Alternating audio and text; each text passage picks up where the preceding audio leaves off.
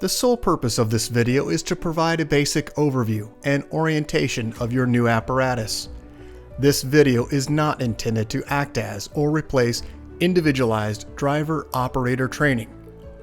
Individual fire departments may base guidelines, policies, and procedures tailored for best practices.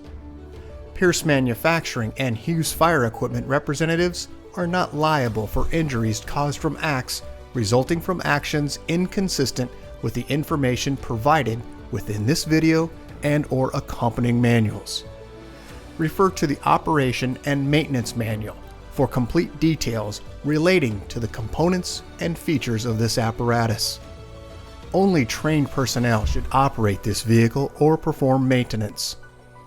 You are responsible for learning how to operate this fire apparatus under all conditions without having to refer to the manual while operating at an emergency incident.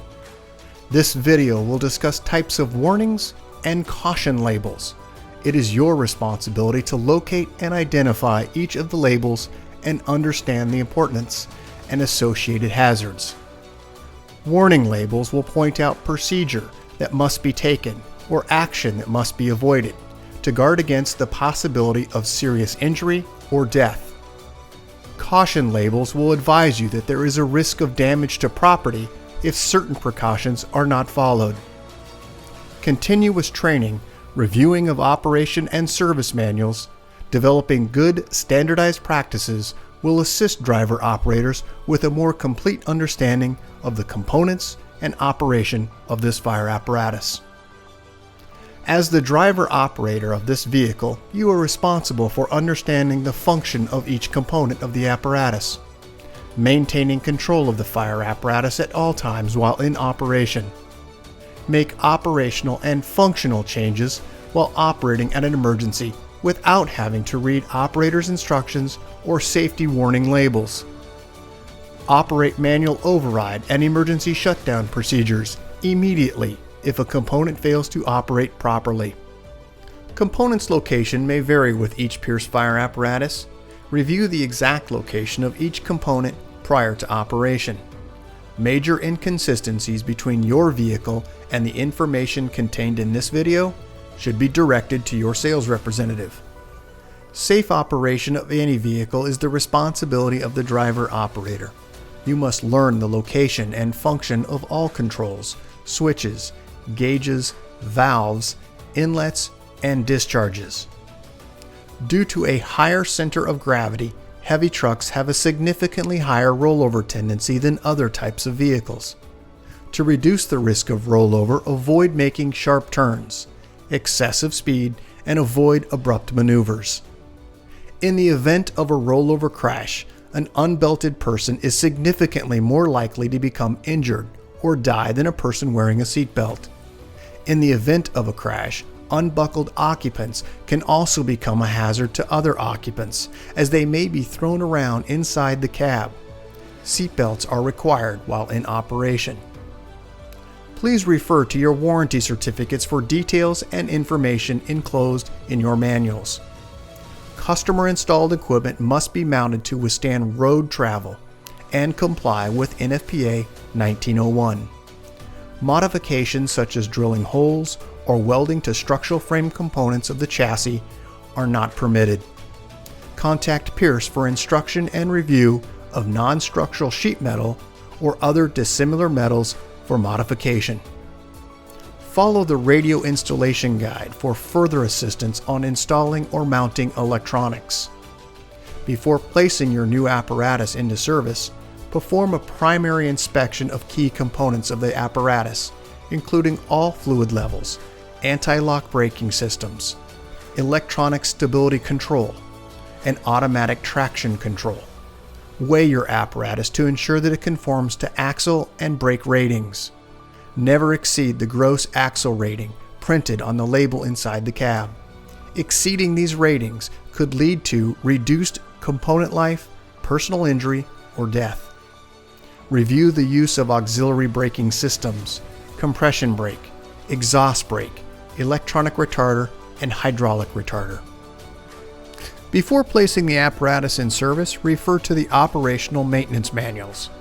Information on the operation and maintenance functions for the components such as the pump, pressure governor, and foam systems, along with other options, is provided in either the Pierce manuals and/or other manufacturer support information delivered with the apparatus. If you need more information, please contact Hughes Fire Equipment.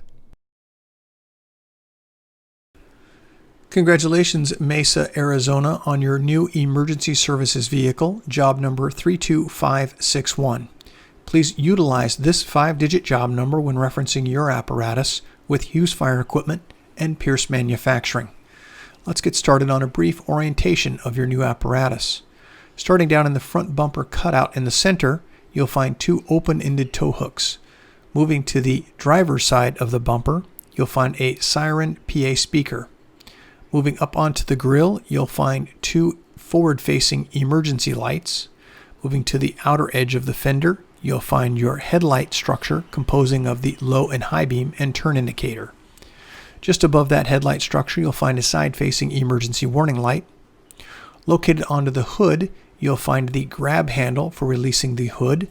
Moving down to the right in this image on the driver's side, this is your air intake for the engine. Moving to the fender well, you'll find a turn indicator marker light, and then just behind that you'll find the 2 release mechanisms, one on the passenger and one on the driver's side, to release and tilt the hood. Up onto the windshield, you'll find 2 windshield wipers. On the outer edges of the door, you'll find your mirrors. There are 2 mirrors located here, a flat and also a convex mirror. Located at the very top brow of the vehicle, you'll find a forward-facing floodlight. On the top roof, you'll find running lights, and then all the way up onto the very top of the cab, you'll find your emergency warning light bar. Located within that light bar is your Opticom system. Here's a close-up of those things that we just talked about. Let's now move to the side entrance of the cab door. Starting down at the lower section of the steps, you're going to find an air inlet. Moving down to the right-hand side in this image, you'll find a side-facing emergency warning light. And there are 2 step lights in this area per NFPA. Moving to the right in the silver cap, this is your ultra low sulfur diesel fuel only fill location. And just next to it, you'll find the fill location for your DEF tank. A couple of quick close-ups. Once again, here's the air inlet. And then as we move all the way to the right-hand side in this image, we're going to see your ultra low sulfur diesel and also your DEF fill. As we move to the body, we're going to find a few shoreline inlets. First, let's start on the left-hand side. This is the battery charging and receptacles. This is breaker box S1A and also S3A. It's a 30 amp auto eject plug. Moving to the right, you're going to find an additional auto eject plug. This is going to be breaker box S2A, which powers your AC units. This is a 30 amp auto eject plug. Let's move just to the right of this location where you'll find your department logo. As we move downward from this location, we'll find a few compartments. The very bottom compartments we'll cover in a moment. Let's take a look in this compartment. You'll find first your battery charging system and also your light mast tower. Let's first take a look at some of these items, starting on the left with your shoreline inlet. This is a 20 amp plug. It is operational when you're plugged into shore power. It powers your auto charging system, and you'll find the status and charge light on the left. In the right of this compartment, you'll find your Wilbert light mast tower control. You can see at the very top in red, this is the push to stop or turn to reset with controls below. As we look just under this compartment, we'll find 2 storage locations and also your wheel chock storage locations with the release mechanism. Here's a close-up of the left and also of the right compartments. Let's go ahead and move upward from this location to the first compartment. There are 3 trays in this location, the upper section. The black and the cable are the release mechanisms. Down in the lower section, you'll find an additional tray. The gray is the release mechanism for that shelf. Let's move to the middle compartment, adjustable shelving, LED lighting. And I would like to direct you to that compartment, which houses the misting outlet. This is a regular garden hose outlet. As we look to the very rear compartment, we'll find your electrical junction boxes. Let's first start in the upper left-hand corner. And then you'll also find, as the arrow is indicating, this is the generator module. And then to the right, you'll find your reel rewind. We'll talk a little bit about what that composes. Down at the very bottom section, you'll find a refrigerator. And then to the right, you'll find a switch which contains controls for reel rewind. You'll also find a breaker reset in the upper right-hand corner. That is for the motor on the reel.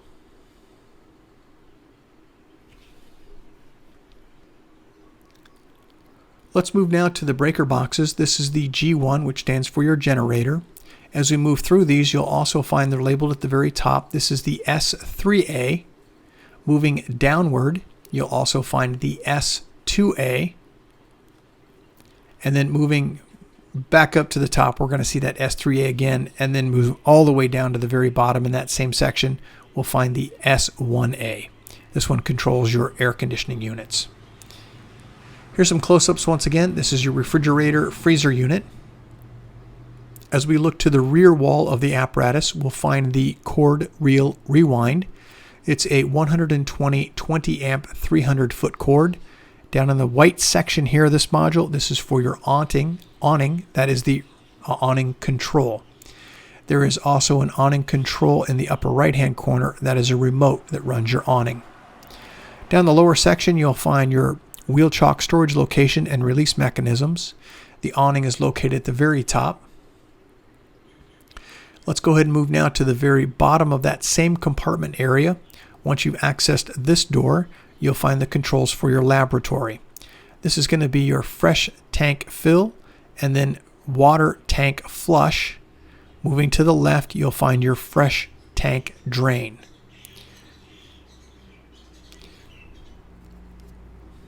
This is similar to an RV sanity toilet. You can see that there are instructions on the left-hand side of this sticker and also important winterizing for your vehicle, also for the toilet. As we move now, this is going to be in the lower left-hand corner. This is your on-off switch for that system. As we look to the rear of the apparatus, we'll find emergency warning lights. Also located here are some warning labels. These warning labels pertain to riding on the rear of the apparatus. It is not advised. And also a fall warning label here regarding if you choose to ride on the rear of the apparatus. On the right and left, you'll find your brake, reverse, and turn indicator. Down at the very bottom left, you'll find your inlet for your water system. You'll also find 3 cupped switches in the very rear. We'll go over those in the next few moments.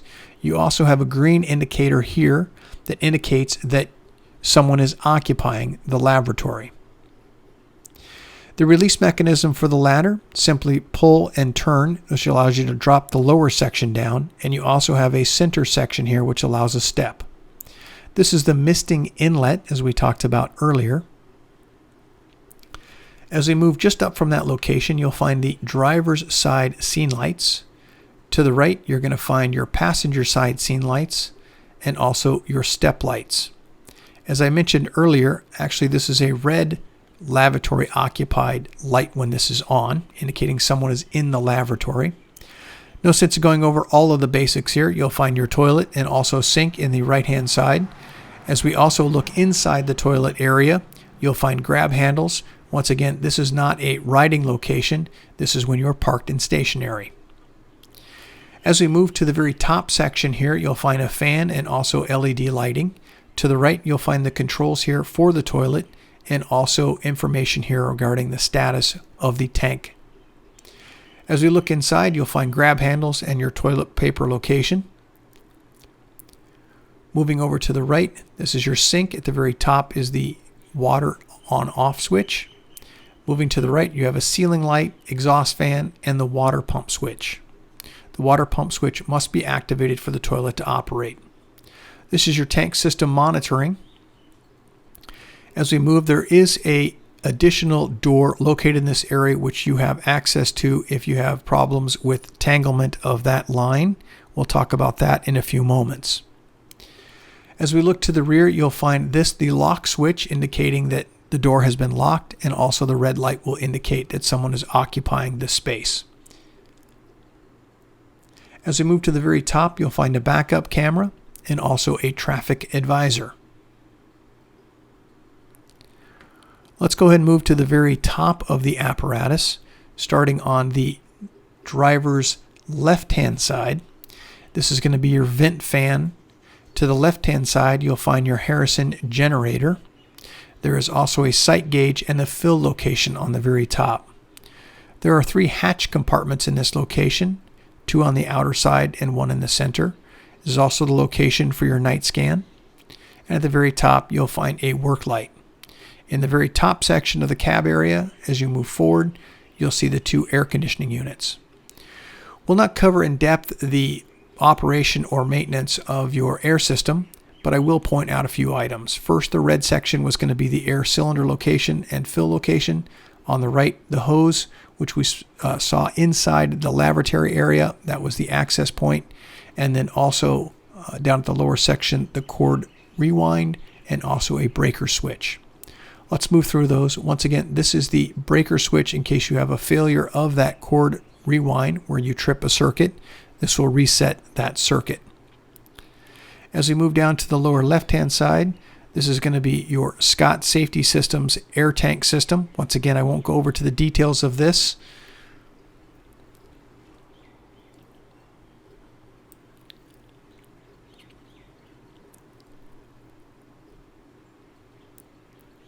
Moving to the right, once again, the hose, 200 feet of 1/4-inch hose. It is a 3,000 to 4,500 PSI hose.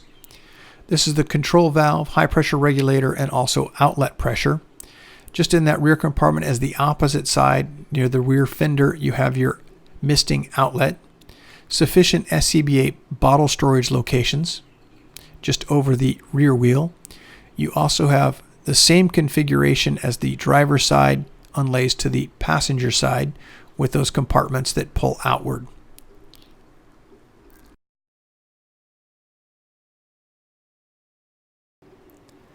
As we move just inside the compartments, you will find the protective strut mechanism here. I've got a closer image of it here. This is to protect the strut as you move equipment in or out. Let's move now to the outer canopy. At the very top section, this is a manual rewind location. This is where you insert the specialized tool for that. As we move to the cab, you'll find a variety of different warning labels located at all points of entry. This is going to be your rehab location. You can see the fold down seats located here. These are not NFPA compliant seats while traveling over the road. These are to be used while you are in the rehab mode. As we look inside the cab, you'll find the driver's side heat air conditioning unit and also the passenger side heat air conditioning unit. They're individually controlled. Just beneath that, you'll find a set of switches housing the ceiling lights, step override, step deactivation, and awning for driver and passenger side. There's also compartments that will lift in the upward position, 3 of these in the front.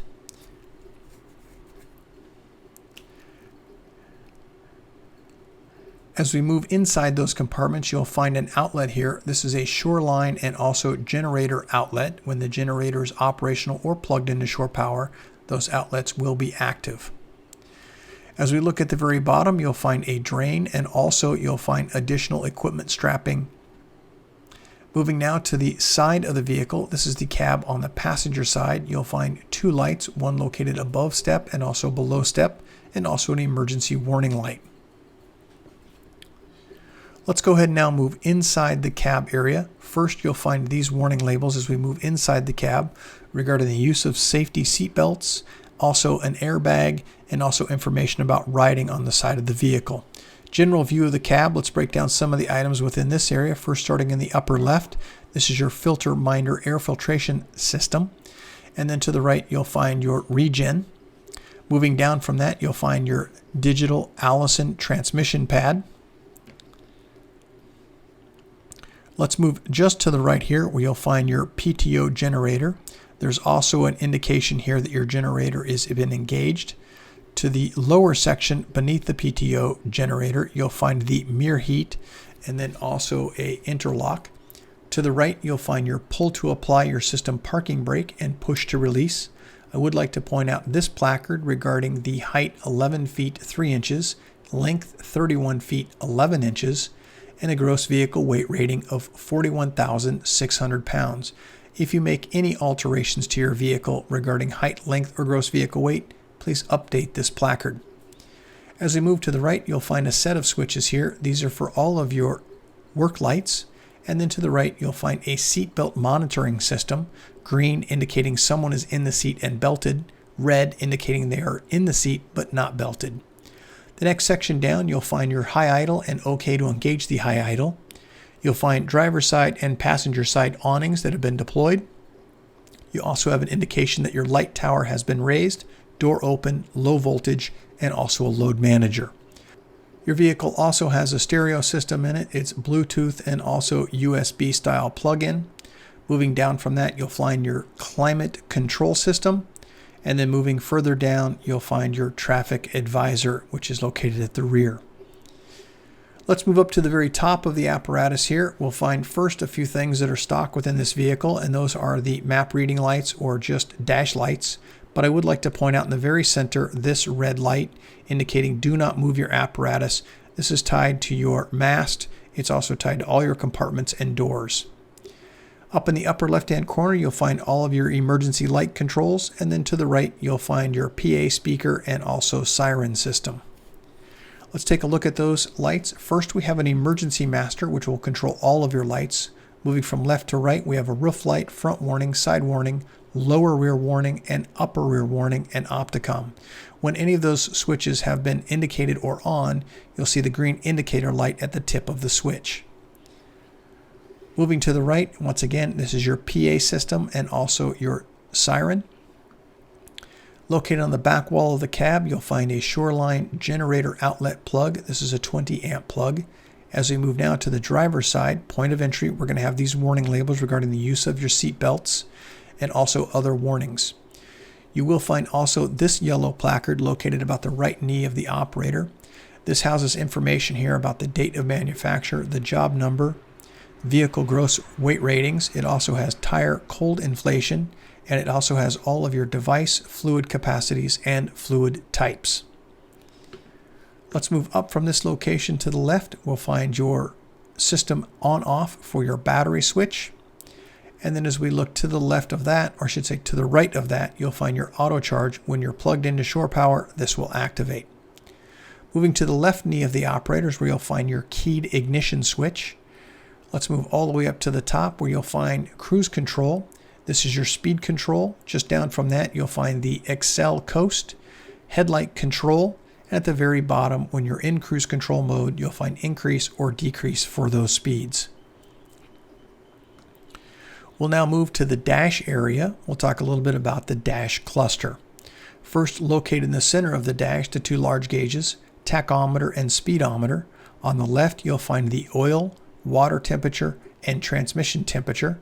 To the right, you'll find your ultra low sulfur fuel location and also a DEF level, air pressure for front and rear, diagnostic information above the speedometer. Located in the center, you'll find the monitor for your backup camera. And then as we look overhead inside the cab, you can see an additional cab light to the very rear wall of the cab. Congratulations, Mesa, Arizona, on your new emergency services vehicle, job number 32561. If you have any questions as to the content of this video, please contact your Hughes Fire sales representative. Congratulations and thank you.